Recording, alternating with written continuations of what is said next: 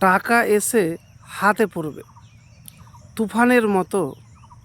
প্রিয় ভাই, চুপি চুপি এই আমল আর এই দোয়া করলে দুনিয়াতে সবাই চায় যে তার যেন হাতে টাকা থাকে, রিজিকের যেন কোনো অভাব হয় না। তার জন্য যে জিনিস জীবনে দরকার জানেন, সেটি হলো আপনাকে অক্লান্ত পরিশ্রম, মেহনত করতে হবে, সময়কে কাজে লাগাতে হবে।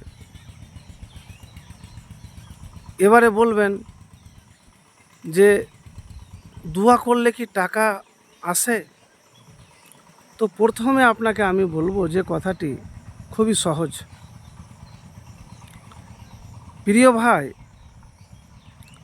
প্রতিটি মানুষই জীবনে চায় যে তার টাকা হাতে থাকুক, আর এ কারণে মানুষ টাকার পিছনে দৌড়াতে থাকে। তবে বেশিরভাগ মানুষ জানে না, আবার অনেকে জানলো তা এই নিয়মগুলিকে মানে না। তো প্রিয় ভাই, আমি আপনাকে সহজভাবে একটি আমলের কথা বলবো প্রথমে, যে সবাই চায় যে হাতে টাকা থাক, কিন্তু সবার কাছে ধরা দেয় না। এর জন্য আপনাকে অক্লান্ত পরিশ্রম, অদম ইচ্ছা, মেহনত করতে হয়। তার সাথে সাথে আল্লাহর রহমত দরকার। আল্লাহর কাছে আপনাকে দোয়া করতে হয়। আল্লাহ রাব্বুল আলামিন না চাইলে হয় না।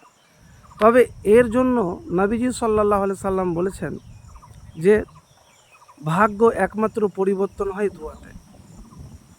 তো আপনি পবিত্র হয়ে আপনাকে দোয়া করতে হবে, পবিত্র হয়ে আপনাকে দোয়া করতে হবে। দোয়া ছাড়া আর কোনো ভাগ্য পরিবর্তনের বিকল্প নাই। দেখেন, মানুষের কাছে চাইতে গেলে হয়তো বিরক্ত হয়ে যায় বারবার, কিন্তু আল্লাহ রাব্বুল আলামিনের কাছে যখন চাইবেন, তখন কিন্তু আল্লাহ রাব্বুল আলামিন খুশি হয়। তো চাওয়া পাওয়ার আগে আপনাকে সব দিক থেকে পবিত্র হতে হবে। 100% পবিত্র হয়ে দোয়া যদি করেন তাহলে ইনশাল্লাহ পাবেন।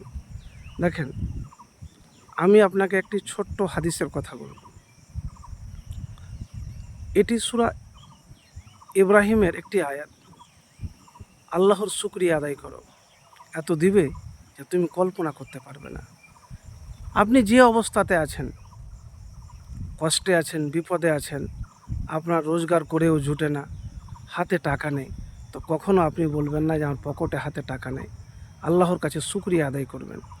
এই শুকরিয়া আদায় করাটা মুখে যতটা সহজ, বাস্তবে ততটা কঠিন। যখন সংসারে অশান্তি হয়, তখন মনে অনেক কিছু গাহে। তো সংসার, বন্ধু বান্ধব, জীবনে হাতে টাকা না থাকলে মূল্য থাকে না। তো প্রিয় ভাই, আমি একবারে সহজ ভাষাতে বলবো আপনাকে, আন্তরিকতার সাথে শুকরিয়া আদায় করবেন আর ইস্তেগফার পাঠ করবেন। আর যে শেষে কথাটি বলবো, হয়তো আপনি বলবেন এটা তো আমি কাজ করি। সূরা তলাক আয়াত নাম্বার 2 এবং 3। আল্লাহ এমন জায়গা থেকে আপনাকে রিজিক দিবে যা আপনি কল্পনাই করতে পারবেন না, কিন্তু তার জন্য আল্লাহকে ভয় করতে হবে। তার জন্য আল্লাহ রাব্বুল আলামিনকে ভয় করতে হবে। ভয় শুধু মুখে নয় যে আমি আল্লাহকে ভয় করি।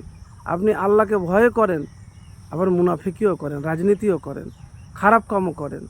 তো এই রকম ভয় নয়, কথা বলার আগে, চলার আগে, খাওয়ার আগে, পরিবারে সব জায়গাতে যদি আল্লাহ রাব্বুল আলামিনকে ভয় করেন, আপনার হৃদয়ে যদি ভয় থাকে, তাহলে আল্লাহ আপনাকে এমন জায়গা থেকে রিজিক দিবে কল্পনা করতে পারবেন না। আপনার হাতে সবসময় টাকা থাকবে।